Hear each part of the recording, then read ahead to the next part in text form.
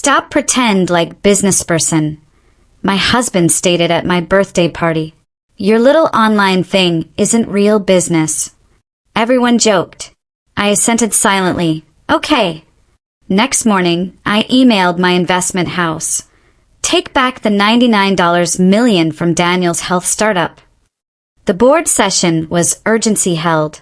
Before I tell you how that single sentence unraveled an entire illusion, do me a quick favor. Support this channel. Drop a comment about where you're watching from or what time it is for you and stay with me.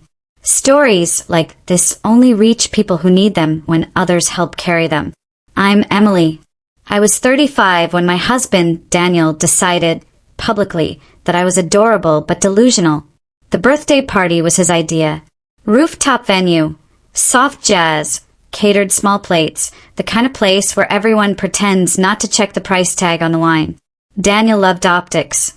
He loved rooms full of people who knew his name, his title, his company. Virex Health Systems. CEO. Visionary. Disruptor. He were those words like armor. I wore a navy dress I'd bought 3 years earlier and never thrown away because it still fit and because I didn't need new things to feel whole. We'd been married 6 years. Together, almost 10. Long enough for routines to calcify into assumptions. Long enough for him to believe he understood exactly who I was. The crowd was a mix of his board contacts, a few doctors from partner clinics, some investor spouses, and family friends who still introduced me as Daniel's wife, even after I corrected them the first dozen times. I didn't mind. Titles are loud. Power doesn't have to be. Someone asked me, casually like asking about a hobby, what I was working on these days. Before I could answer, Daniel laughed. Not cruelly, not sharply, just enough to guide the room. Oh, Emily's still doing her little online consulting thing, he said, waving his hand like he was brushing crumbs off a table. You know, freelancers, spreadsheets, advice. Keeps her busy. Someone chuckled. Someone else nodded politely. I smiled. I always smiled. Another guest leaned in. Wine glass tilted. Must be nice having a passion project. That's when Daniel lowered his voice, leaned closer to me and said it, soft enough to feel intimate, loud enough to be heard. Stop pretending like a business person, he whispered, amused. Your little online thing isn't real business. Laughter rippled. Not malicious. Comfortable. Familiar. The sound people make when they believe they're on the right side of the joke. I nodded once. Okay. That was it. No defense. No correction. No tension. The party moved on. Music swelled. Someone clinked a glass. Daniel launched into a story about scaling challenges in healthcare infrastructure, about regulatory bottlenecks and burn rates, and how lucky he was to have serious institutional backing. I watched him glow under the attention, the way he always did. What he didn't know, what no one in that room knew, was that I had personally approved every major capital decision his company had made in the last 3 years. I hadn't always been quiet. Growing up, I was the practical one. While other kids played house, I took apart electronics. While friends dreamed about titles, I learned systems, how money moved, how leverage worked, how influence could be invisible and still absolute. Daniel and I met in our 20s. He was brilliant with people. I was brilliant with structure. He sold the dream. I built the engine. When he first pitched Virex back when it was a whiteboard and a caffeine addiction, I believed in it. Healthcare needed better data flow, better patient tracking, better incentives. Daniel had the vision. I had the patience. What I didn't want was a marriage where money turned into hierarchy. So when it came time to raise serious capital, I made a choice. I didn't invest as Emily Carter. I invested through Northbridge Capital Group, via Helios Meridian Fund, a vehicle I'd quietly controlled since my early 30s. Clean, anonymous, institutional, the kind of backing founders brag about without ever knowing whose hand is actually on the lever. $99 million. Silent, controlling, conditional. Daniel never asked who the primary capital really came from. He didn't want to know. He loved the idea of elite investors believing in him. He loved saying things like, our lead backer, and the board's expectations. He never imagined the board answered to me. At home, I stayed small on purpose. I worked from my office, ran my online thing, took calls that sounded boring if you didn't know what you were listening to. Compliance frameworks, acquisition modeling, risk arbitrage, the kind of conversations that don't impress at dinner parties. Daniel assumed I was dabbling. I let him. That night, after the guests left and the rooftop lights dimmed, Daniel kissed my cheek and thanked me for being a good sport. "You know I didn't mean anything by it," he said, already checking his phone. "People just don't get what you do." "I know," I said. He went to bed smiling, secure in the story he'd been telling himself for years. I stayed up. Not angry. Not hurt. Clear. At 6:12 a.m., I made coffee and opened my laptop. I reread the latest quarterly report from Virex.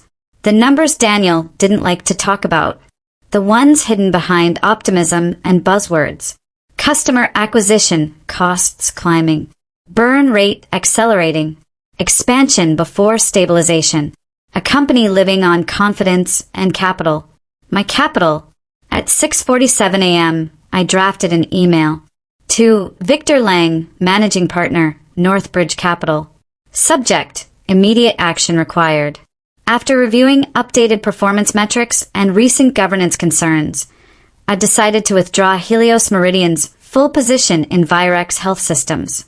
Initiate recovery of the $99 million effective immediately. I want an emergency board session scheduled within 24 hours. Send. I closed my laptop and finished my coffee. Daniel texted me around 9, something light. A joke. A heart emoji. I replied with the same warmth I always used. At 10:30 a.m., Victor called. "It's done," he said. "They're scrambling." I looked out the window, watching the city wake up. Traffic moving like veins carrying something vital. "Good," said. "Let me know when the board is assembled." I didn't do this out of spite. I did it because respect is a currency, and Daniel had spent years assuming mine was worthless. By the end of the day, his phone would start ringing. By the end of the week, everything he thought was solid would feel very, very fragile. And that was only the beginning. I didn't tell Daniel what I'd done. That part surprises people when I tell the story later. They expect fireworks, tears, a confrontation before consequences. But that's not how real leverage works. Real leverage moves first and explains later, if it explains at all. By noon, Daniel's calendar had exploded. I knew because his phone wouldn't stop buzzing on the kitchen counter while he showered. Slack, notifications, missed calls, emails flagged urgent. The kind of digital panic that only happens when money gets nervous. He came out of the bathroom, toweling his hair, already half annoyed. "Do you mind if I take this?" he asked, gesturing at his phone like I was the interruption. "Of course," I said. I was buttering toast. Calm. Ordinary. He stepped onto the balcony, glass door half closed. I didn't need to hear the words to understand the tone. The clipped pacing. The sharp inhale. The laugh that wasn't humor. I cleaned the plate. Loaded the dishwasher. Let the machine hum. When he came back inside, his confidence had a hairline crack in it. "Something weird's going on," he said, trying to sound casual and failing. "Northbridge just called an emergency board session. Today." I looked up. "Is that bad?" "No," he said quickly. "Too quickly. I mean, not necessarily. It's just unexpected." "What do they want?" He hesitated. "They're talking about reallocating capital. Reevaluating exposure." I tilted my head, the way I always did when I was listening. "That sounds serious." "It's just standard investor stuff," he said, but his jaw was tight. "You wouldn't get it." I smiled faintly. "You're probably right." That afternoon, Daniel didn't come home. He texted around 8 that he'd be late. Meetings ran long. Stressful day. He added a heart emoji like punctuation. I reheated leftovers and ate alone, scrolling through a book on corporate governance I'd read twice already. Around 10, Victor emailed. "Board meeting confirmed. Daniel unaware of your role. Representatives will lead withdrawal discussion per your instruction. Expect fallout. I typed back one line. Proceed. The next morning, Daniel looked like he hadn't slept. His shirt was wrinkled. His voice was hoarse. He poured coffee and forgot to drink it. They're pulling out, he said suddenly, like saying it fast might make it less real. I didn't react. Who? Northbridge. Helios Meridian. Our lead investor. He ran a hand through his hair. They're withdrawing the full amount. 99 million. Just like that. I let the silence stretch. That's a lot, I said finally. They can't do this, he snapped. Not overnight. Not without cause. Did they give a reason?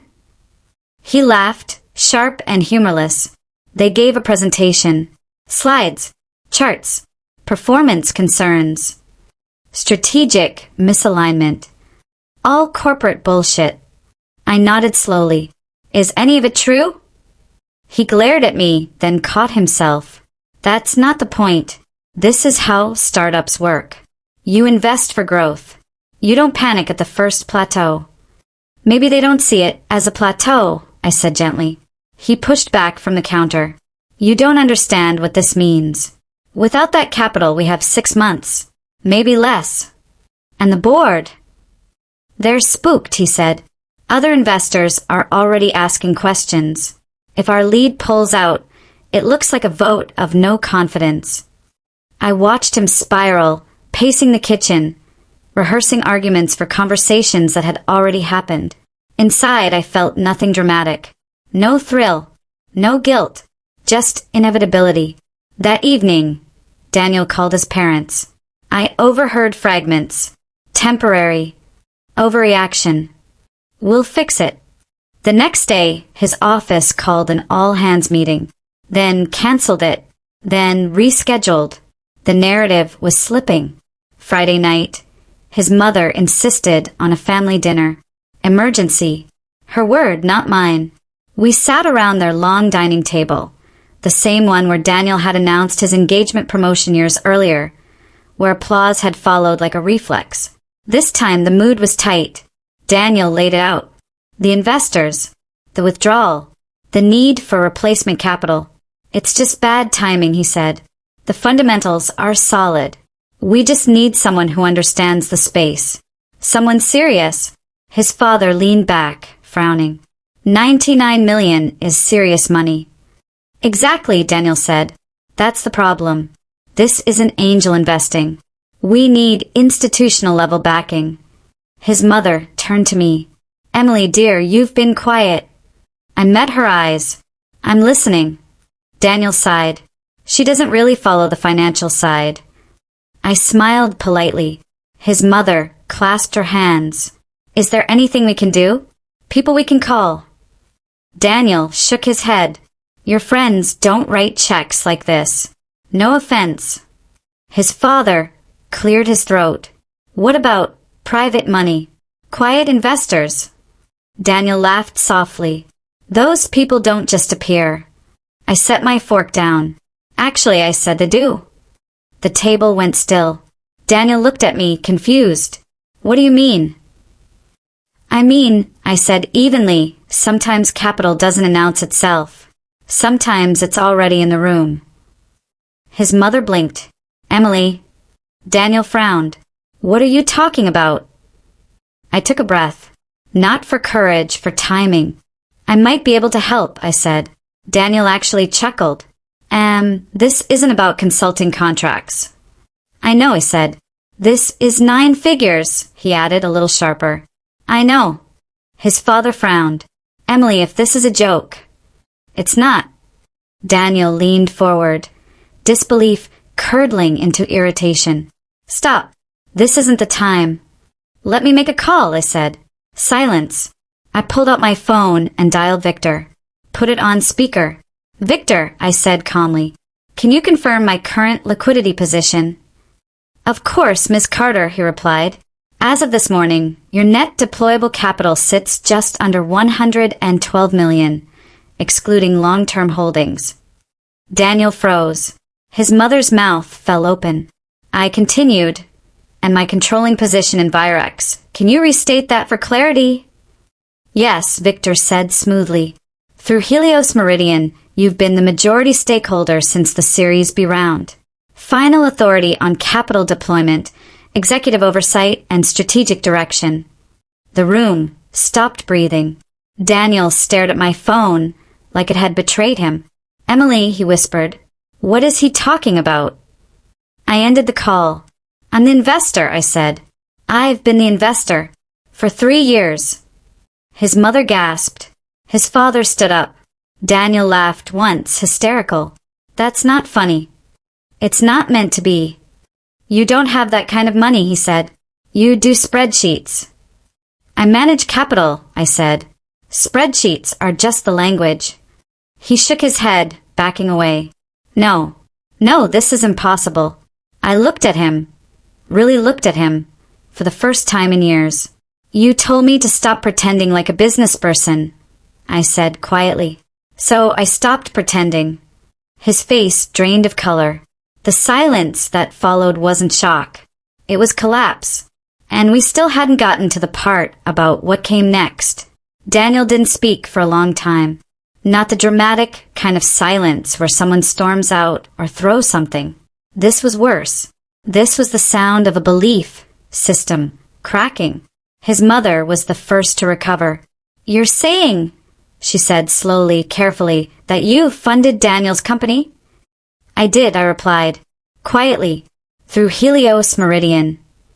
His father sat back down as if his legs had given out. For how long? Since the Series B, I said. A little over 3 years. Daniel stared at me like I'd swapped bodies with a stranger.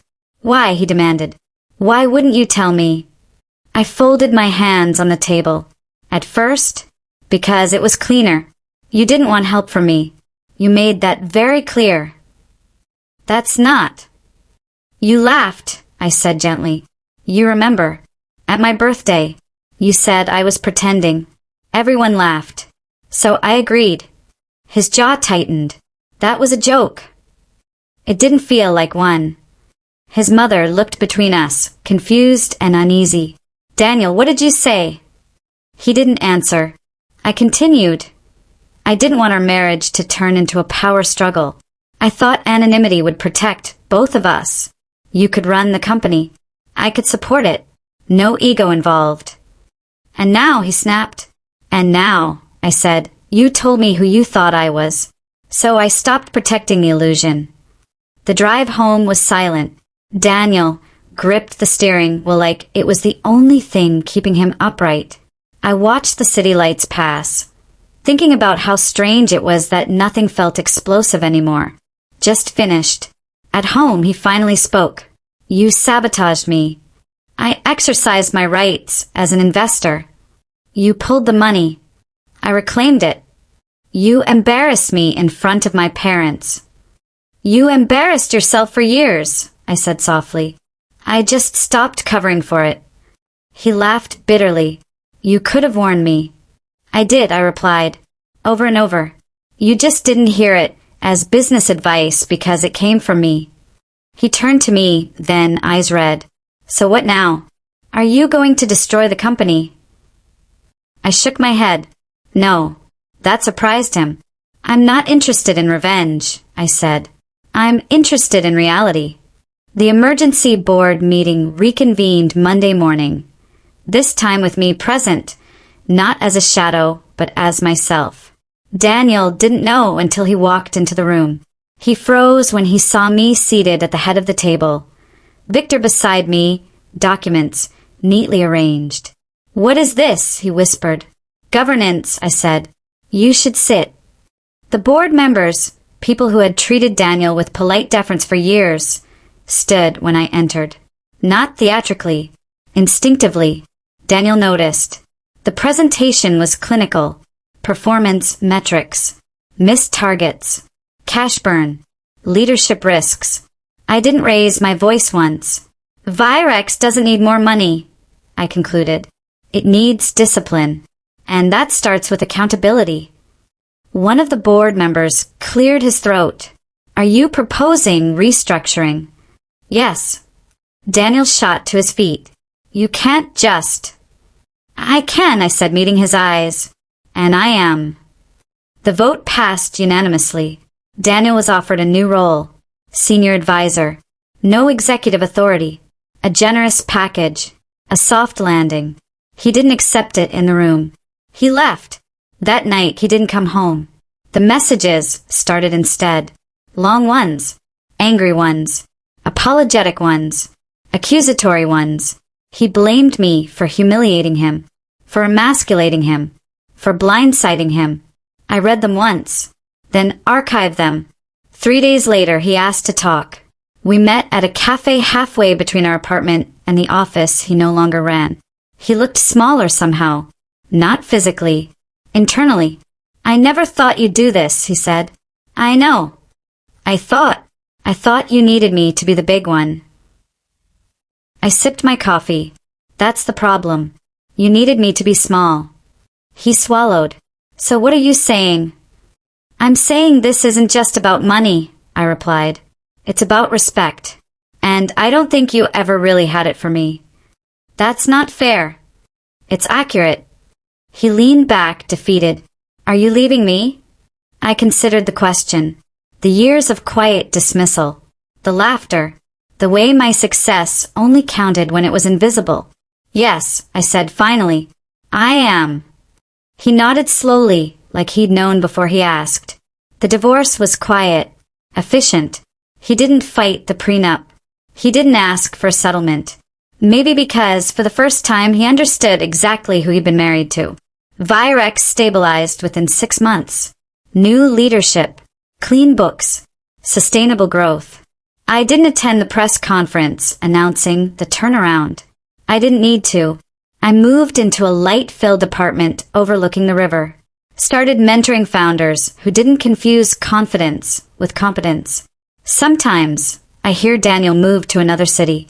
Started something new. I hope he learned. As for me, I stopped pretending a long time ago. The only difference now is that everyone else finally sees it too. By the time the papers were signed, the quiet had become familiar. Not comforting. Just neutral. Like a room after furniture has been moved out, where echoes linger longer than they should. I stayed in the apartment for another month after Daniel left. Not because I wanted to, but because I needed to prove to myself that I could exist there without shrinking. Every object carried a memory of me accommodating him. My books stacked neatly out of sight, my desk shoved into a corner, my calls taken on the balcony so I wouldn't distract him from thinking. I packed slowly, methodically, the way I handle everything important. When I moved, I didn't tell many people. Just my lawyer, my assistant, and Victor. I didn't want sympathy. I didn't want commentary. I wanted space. The new place overlooked the river. Glass walls. Morning light. Silence that belonged to me. For the first time in years, no one asked what I was working on with that faint, indulgent smile. They already knew. News travels fast when money moves. Within weeks, my name began circulating openly. Industry dinners, board invites, quiet inquiries framed as casual curiosity. So you're the one behind Helios Meridian. I didn't deny it anymore. I also didn't explain. Daniel tried again 2 months later. This time he sent flowers. Orchids. My favorite. Something he'd mocked for being high maintenance when we were married. The card read, I underestimated you. I'm sorry. I sent them to the building concierge. Then came the call. I don't want anything, he said quickly when I answered. I need to understand. Understand what? How I didn't see it. I closed my eyes. Not in pain. In resignation. You did see it, I said. You just didn't believe it counted. Silence. I grew up learning how to disappear, I continued. I learned that being quiet kept the peace. That being useful made me lovable. That correcting people made me difficult. That's not. You don't get to rewrite it now, I said gently. Not after the laughter. He exhaled. I never meant to hurt you. I know, I said. That's why it hurt. After that, the calls stopped. Work filled the space easily. I took a more visible role. Not because I needed recognition, but because anonymity had stopped serving its purpose. I chaired boards. I led restructuring. I shut down 3 startups that should have died earlier and saved 2 that deserved better leadership. One of them was Virex. Daniel wasn't there anymore. He'd accepted a transfer offer quietly and left the city. The board thanked him publicly for his early contributions. Privately, they thanked me for fixing what ego had broken. At a healthcare summit in Vancouver, I ran into his mother. She looked older, not frail, just tired in a way that comes from recalibrating beliefs too late in life. "I owe you an apology," she said without preamble. "You don't," I replied. "I do," she insisted. "We misjudged you. We thought success was loud, visible, credentialed." I smiled politely. "A lot of people do." She hesitated. "Daniel talks about you. More kindly now." "That's good," I said. "For him." She nodded, then surprised me by asking, "Are you happy?" The question caught me off guard. Not because I wasn't, but because no one had asked me that without attaching it to someone else before. "Yes," I said after a moment. "I am." And I meant it. Happiness, I learned, wasn't fireworks. It was steadiness, autonomy, the absence of explaining myself to people committed to misunderstanding me. 6 months later, I hosted my own birthday dinner. No speeches, no audience, just 12 people I trusted. Founders, engineers, one artist, one retired professor who taught me probability theory and never once asked why I didn't do something more practical.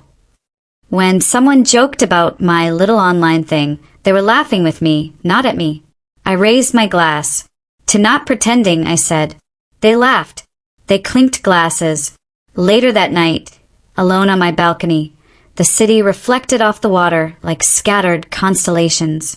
I thought about that birthday party a year ago. The table, the laughter, Daniel's voice, soft, dismissive, certain. I'd nodded then, agreed. Let him believe the version of me that made him comfortable. That was the last time. I didn't destroy his company.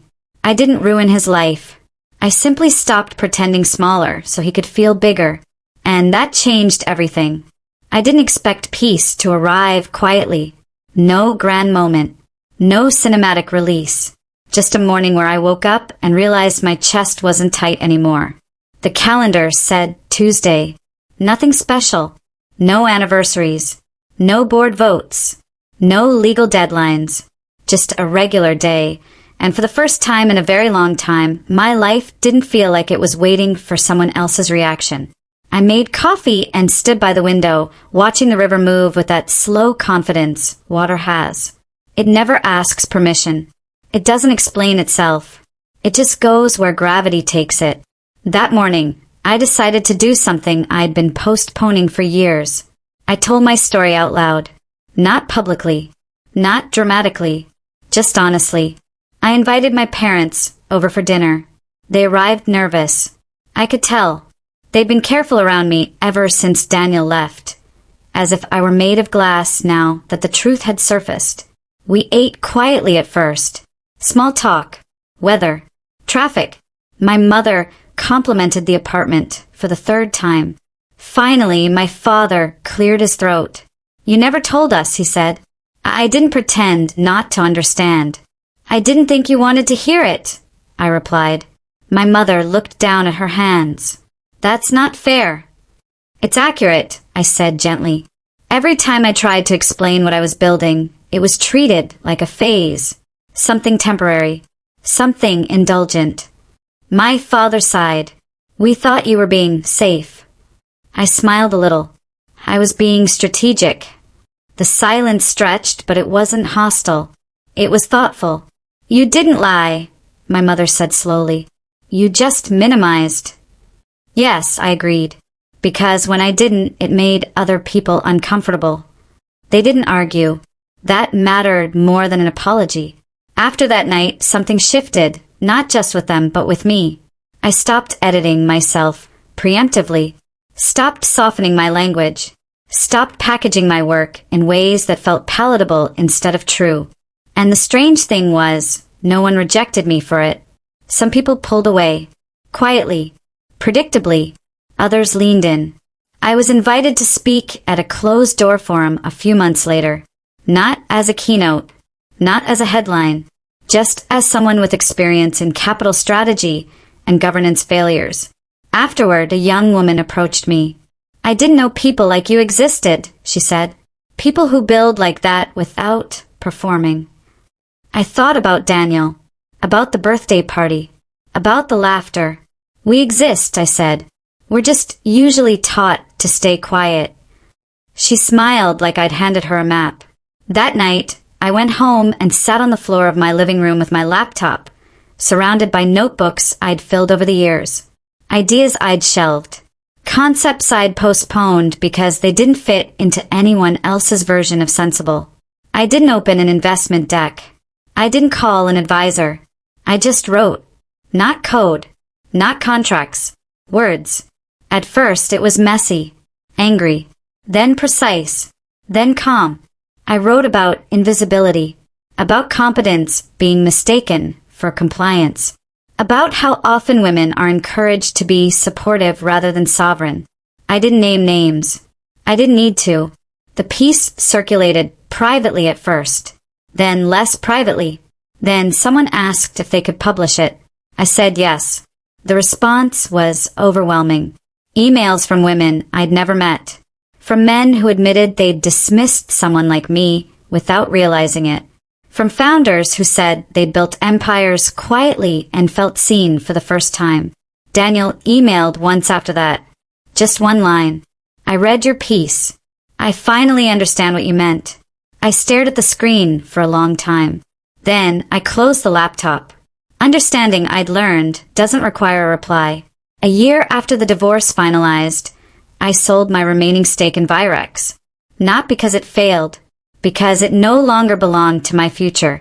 The wire transfer hit my account on a Thursday morning. I didn't celebrate. I didn't even tell anyone. I went for a walk along the river instead. Later that day, I signed papers for a new venture. One I'd been incubating quietly, intentionally, without spectacle. This time, my name was on the front. No shells. No proxies. No hiding. When people asked how long I'd been working on it, I smiled. Longer than you think. On my 36th birthday, I didn't host a party. I took a flight alone. Somewhere coastal. Somewhere anonymous. At dinner, the waiter asked what I was celebrating. Myself, I said. He nodded like that made perfect sense. And it did. Because the truth is, this story was never about revenge. Or humiliation. Or money. It was about what happens when you stop shrinking to preserve someone else's comfort. It was about what happens when you stop pretending. About business, about capability, about worth. I didn't take back the $99 million to punish my husband. I took it back because it was mine. And because silence is only powerful when it's chosen, not when it's demanded. If this story resonated with you, do something small before you leave. Subscribe if you want to hear more stories like this. Leave a comment, even just one word, about where you're watching from or what time it is right now. Sometimes that's how quiet stories find the people who need them most.